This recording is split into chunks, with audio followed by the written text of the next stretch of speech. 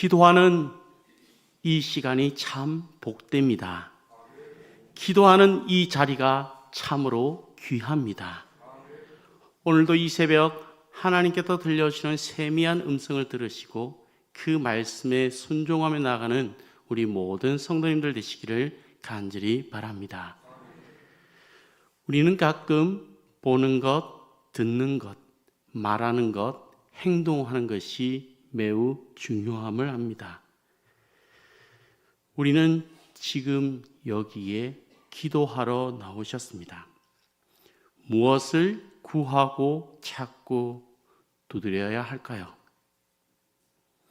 나의 바램보다는 앞서 아모스 5장 4절 말씀처럼 너희는 여호와를 찾으라 그리하면 살리라. 6절 말씀에도 반복합니다. 너희는 여호와를 찾으라 그리하면 살리라. 8절 말씀 하반절에도 찾으라 그의 이름은 여호와시니라. 이렇게 말씀하고 있습니다. 이스라엘의 패망, 멸망의 근본적인 원인은 무엇입니까? 바로 하나님 그분 자신을 찾지 않은 데 있습니다. 오늘 하나님의 말씀은 다소 과격한 표현을 담고 있습니다. 화 있을진저, 아주 과격한 표현으로 마음에 부담을 줍니다. 그런데 하나님은 왜 이렇게 이스라엘 백성들을 향하여서 강한 의지로 이런 말씀을 하실까요? 듣지도 않고 바뀌지도 아니한 그들의 모습 속에서 이 언어는 하나님의 안타까운 마음이 느껴집니다. 이는 마치 자녀가 부모에게 거역하고 말대꾸하며 바뀌지 않을 때에 부모는 그 감정을 추스리지 못하고 이렇게 얘기합니다. 야, 너 집 나가! 사실 이 말은 자녀에게 진짜 집을 나가라는 말이 아닙니다. 제발 좀 정신 좀 차려. 제발 좀 내 말 좀 들어. 하는 그런 의미를 담고 있습니다. 오늘 본문 1절에서 11절은 안일에 빠진 지배층의 각종 타락상과 거기에 대한 지적, 심판, 경고를 담고 있고 12절에서 14절은 불의와 자만에 빠진 그 지배층의 실상을 지적하면서 심판을 경고하고 있습니다. 좀 더 자세히 살펴보면 안일에 빠진 이 지배층이 주제넘고 포악하고 향락적이고 불경건한 그 타락상들을 지적할 뿐만 아니라 이들의 그 실상을 고발하면서 하나님의 안타까운 마음이 느껴집니다. 1절 말씀을 가만히 묵상해 보면 이렇습니다. 하나님의 은혜로 생각해 보면 너네 지금 누굴 따르고 있니? 도대체 어디로 가고 있니? 나 좀 바라봐 하는 그런 의미를 담고 있습니다.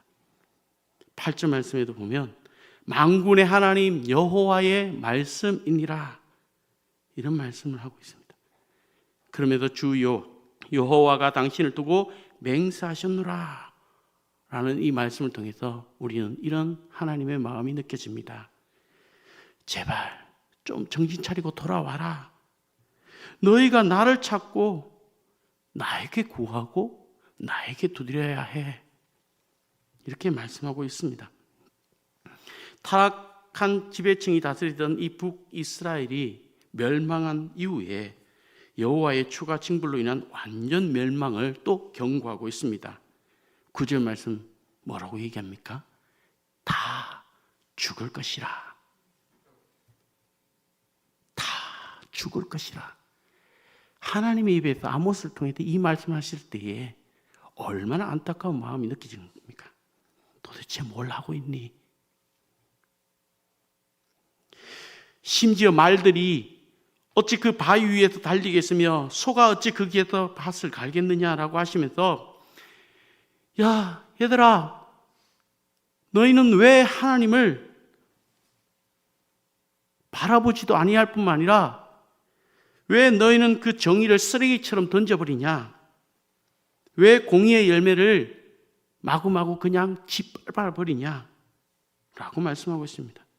그러면서 마지막 결론적으로 14절에 범죄와 자만에 빠진 이스라엘 족속을 향해서 궁극적 심판을 경고하고 있습니다. 만군의 하나님 여호와의 말씀이니라. 이스라엘 족속아, 내 말이 들리지 않니? 내가 한 나라를 일으켜 너희를 치리니 그들이 하맛 어귀에서부터 아라바 시내까지 너희를 학대하리라 하셨느니라. 이 말씀은 제발 회초리를 들기 전에 제발 정신 차리고 돌아와다오 하는 하나님의 마음입니다. 당시 이스라엘 백성들의 가장 큰 잘못은 하나님의 선민이라는 이유로 자신들은 심판받지 않을 것이라는 그런 교만에 빠져 있었습니다. 자신들이 번영이 자신들의 힘으로 된 것이냐 착각하면서 살았습니다. 더 심각한 것은 자신들은 절대 멸망하지 않을 것이라는 이런 자만에 빠져 있었습니다. 하나님은 이스라엘이 심판을 받을 수밖에 없는 이유를 제시합니다. 그러면서 이스라엘 백성들을 향하여서 하시고자 하는 궁극적 그 하나님 중심의 마음은 무엇입니까? 회개하고 돌아오라 하는 말씀입니다. 회개할 것을 강력히 촉구했습니다. 사실 진정한 회개는 도덕적인 잘못에서 고치고 행동을 바르게 교정하는 것만을 얘기하는 게 아니라 여기에서 진정한 회개는 하나님을 찾고 선을 행하는 것입니다. 사실 이 예언은 BC 722년 아수르에 의해서 사마리아가 함락되고 북이스라엘 백성들이 아수르 땅에 포로로 잡혀감으로써 이 모든 예언이 성취되었습니다.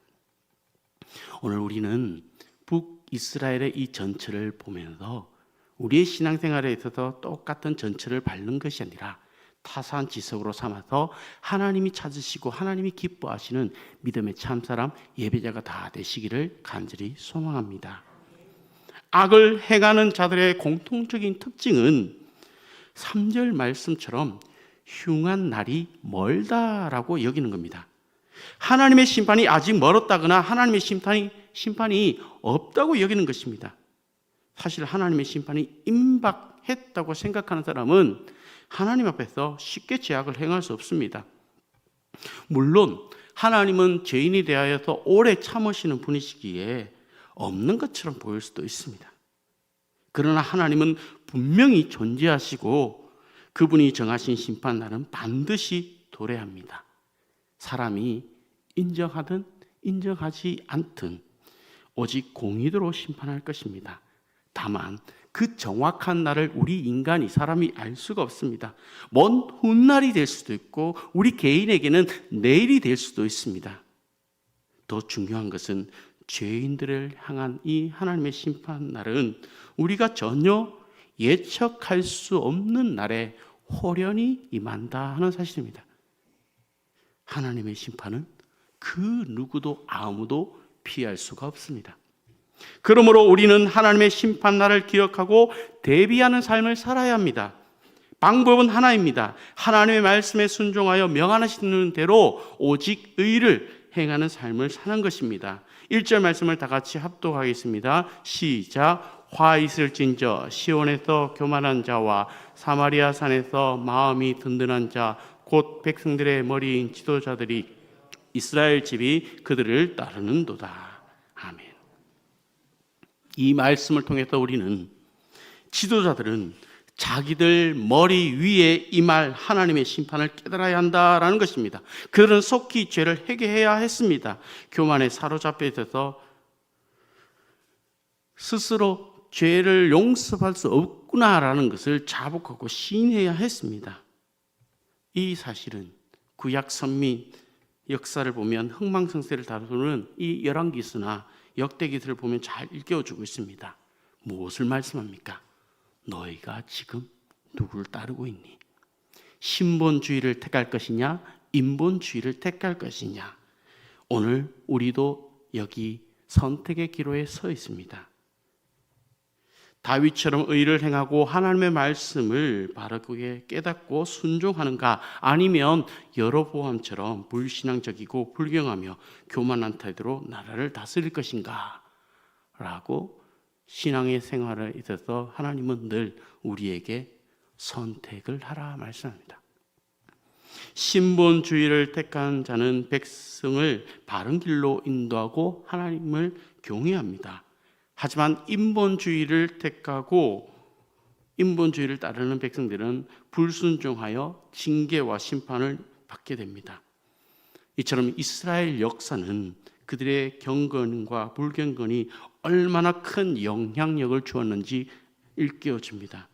오늘 우리가 어떠한 삶을 살고 있느냐가 하나님 앞에서 그것을 어떤 태도를 취하고 있는지를 견지하는가가 매우 중요합니다.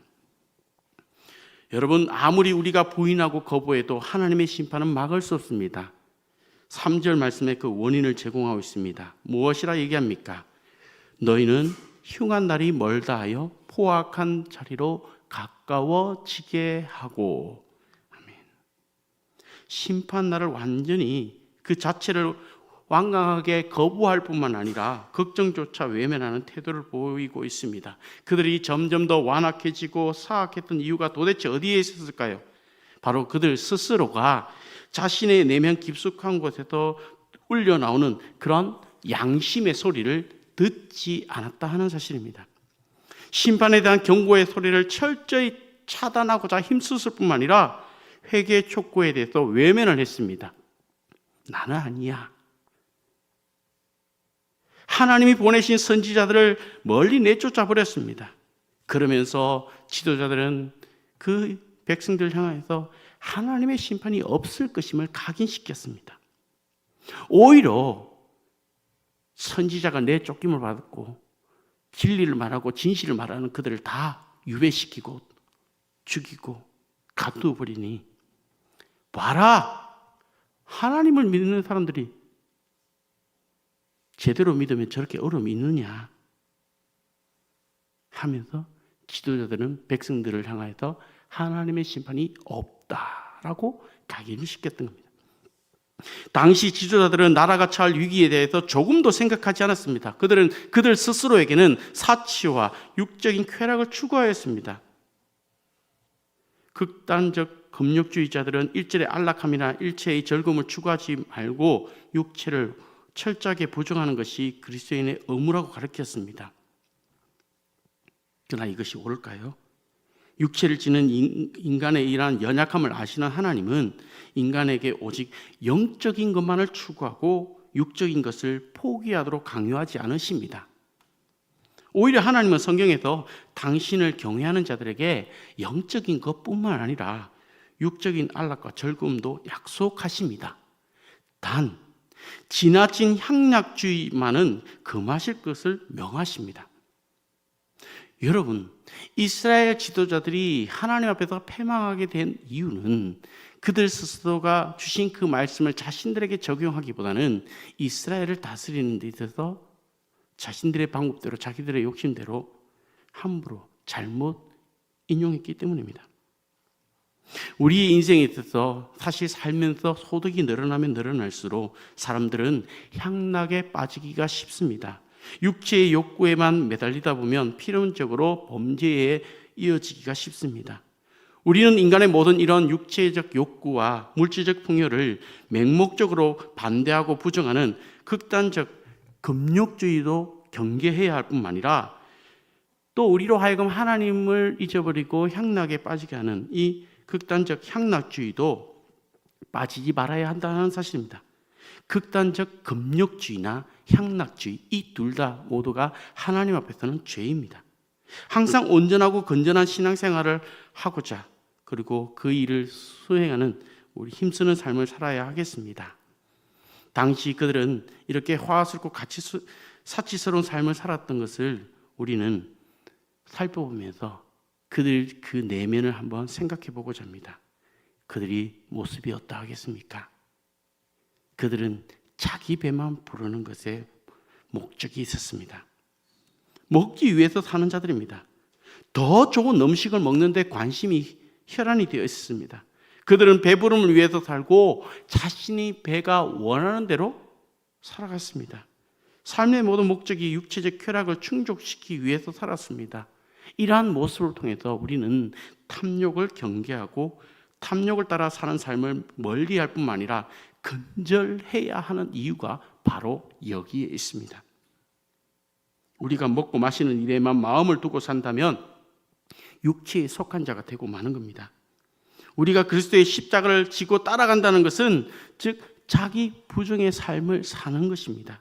로마서 8장 7절에서 8절 말씀에도 육신의 생각은 하나님과 원수가 되나니 이는 하나님의 법에 굴복하지 아니할 뿐만 아니라 할 수도 없습니다.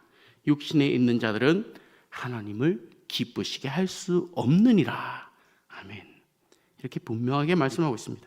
그리고 6절 말씀에도 우리가 잘 아는 인물이 등장합니다. 바로 누구입니까? 요셉입니다. 요셉은 형들에 의해서 고난당하던 그 상황과 관련이 있는데 오늘 이 북이스라엘 지도자들에 의해서 다스림을 받고 있는 백성들의 그 형편은 지금 고난당한 자들의 모든 자들을 대표하고 있습니다. 요셉의 환난에 대해서 근심하지 아니하는 자라는 뜻은 동족들 중에 약한 자들, 가난한 자들을 돌아보지 아니하고 자신의 부를 위해서, 자신의 배를 위해서 그들은 고난의 자리로 오히려 백성들을 밀어 넣을 뿐만 아니라 크나큰 시련과 고통에 대해서는 조금도 아랑곳하지 않았음을 말해주고 있습니다. 참으로 지도자로서 어떻게 저럴 수가 있는가 할 만큼 무자비하고 무정한 자들이었습니다. 이처럼 방탕한 자에게는 파멸의 날이 뜻밖의 덕과 같이 임하게 됨을 모르고 있는 겁니다. 여러분, 우리는 방탕한 삶을 사는 자들이 결국이 이와 같음을 알아야 합니다. 조금만 정신 차려도, 조금만 깨어 있어도 알 수 있는 것을 방탕과 태만이 그들의 눈을 가려서 볼 수 없게 되었습니다. 이러한 파멸과 방탕과 함께 이어진 그들의 심판은 잘 나가는 그대 제국도 결국 무너졌던 이유도 그 속에는 방탕이라는 이유가 있습니다. 여러분, 방탕이 왜 그렇게 무서운 것일까요? 방탕은 곧 파멸로 이어지기 때문입니다. 방탕한 생활은 꼭 육체적뿐만 아니라 영적으로도 파멸에 이르게 합니다. 방탕한 자는 영적인 일에 무관심하게 만들고 악한 일에 더 쉽게 빠져들게 만듭니다. 육체의 쾌락에 심취하거나 사치와 방탕에 빠지는 일은 우리 스스로에게도 경계해야 하겠습니다. 재물이 많아도 높은 지위에 있어도 그것으로 방탕의 유혹에 넘어가지 말아야 하겠습니다. 평안과 부, 명예와 권세가 주어졌다면 그것으로 선을 행하는 기회로 삼아야 하겠습니다. 우리는 불의한 세상에서 영광을 구하는 것은 오늘 성경에 의해서 표현하자면 허무한 것을 구함과 같다라고 말씀합니다. 오직 우리는 하나님의 영광을 구하는 것만이 우리에게 참된 축복임을 깨닫는 우리 모든 성도님들 되시기를 바랍니다. 오늘 말씀에 가장 큰 충격을 주는 말씀은 13절, 14절 말씀입니다. 다 같이 합독하겠습니다. 시작. 허무한 것을 기뻐하며 이러기를 우리는 우리의 힘으로 뿔들을 취하지 아니하였느냐 하는도다. 만군의 하나님 여호와의 말씀이니라. 이스라엘 족속아, 내가 한 나라를 일으켜 너희를 치리니 그들이 하맛 어귀에서부터 아라바 시내까지 너희를 학대하리라 하셨느니라. 아멘. 사실 하나님께서는 법을 주시고 지도자들로 그 법을 공정하도록 집행하게 하셨습니다. 하지만 사람들은 사람들로 하여금 사람다운 삶을 살게 하기 위함이고 조화롭게 살게 하기 위해서 하나님은 법을 주셨고 사람을 세우셨습니다. 그런데 당시 지도자들은 자신들이 가진 사법권, 하나님이 위임한 그 통치권으로 사람들을 더 고통스럽게 하고 결국 살 수조차 없게 만들었습니다. 이는 하나님 보시기에 참으로 있을 수 없는 일이고 용납하거나 인정될 수 없는 일입니다. 이스라엘 지도자들의 이러한 삶이 얼마나 지속되었을까요? 성경을 계속해서 살펴보면 아시겠지만 아모스가 죄를 지적한 이후 반세기도 되기 전에 하나님의 심판에 의하여서 완전히 멸망하고 말았습니다. 우리는 이러한 사실을 통하여서 우리 삶에 바른 가치를 추구하는 삶이 얼마나 중요한지 절감합니다. 오늘 우리가 속한 공동체, 우리 개인들이 바른 가치를 가지고 있는지 점검해야 할 것입니다. 마땅히 추구할 것, 소망해야 할 것들을 소망하면서 살아가야 하겠습니다. 그리하여 우리 공동체가 정직하고 의로운 가치, 마땅히 추구해야 할 것을 추구하면서 그러한 삶을 살아낼 수 있도록 우리의 가족, 우리의 친척, 우리의 이웃을 하나님 앞으로 이끌어내야 하겠습니다. 우리의 가정이든 교회든 나라이든 민족이든 바른 지도자가 세워져야만 합니다. 그래야만이 거기에 속한 모든 지체들, 지도자의 본을 따라서 바른 삶을 살게 되는 겁니다. 우리는 이 사실을 잊지 말 뿐만 아니라 우리가 속한 공동체가, 나라와 민족이 오직 바른 지도자에 의하여서 이끌림을 받게 해달라고 기도하기를 중단하지 않는 이 새벽 되시기를 간절히 소망합니다. 우리는 계속해서 기도하되 바른 지도자, 어려운 지도자가 이 나라를 이끌게 해달라고, 정말 하나님과 이 하나님의 백성들을 살려내는 일에, 영혼을 살려내는 일에 우리가 쓰임받는 저와 여러분 다 되시기를 간절히 소망합니다. 기도하겠습니다. 하나님, 우리가 하나님 말씀대로 살기 원합니다. 세상에서 하나님의 백성답게 살게 하여 주시고 하나님 앞에서 살아계신 하나님의 능력과 주권을 나타내는 도구로 사용해 주옵소서. 우리의 다짐과 결심만으로 거룩함을 온전히 지켜낼 수 없음을 고백하오니 성령 하나님, 우리 안에 들어와 주셔서 이와 같은 삶을 살아내도록 도와주옵소서. 이 시간도 하나님 앞에 1000번째 예물로 예물을 올려드립니다. 이 예물이 써여지는 곳곳마다 하나님의 영광이 드러나게 하여 주옵소서. 우리에게 있는 모든 것이 하나님의 것입니다. 우리의 삶을 통하여서 하나님 앞에 거룩한 삶의 열매로 하나님을 기쁘시게 하는 한 사람 한 사람 다 되게 도와주옵소서. 이 모든 간구를 우리를 구원하여 주신 예수 그리스도의 이름으로 간절히 기도드리옵나이다. 아멘.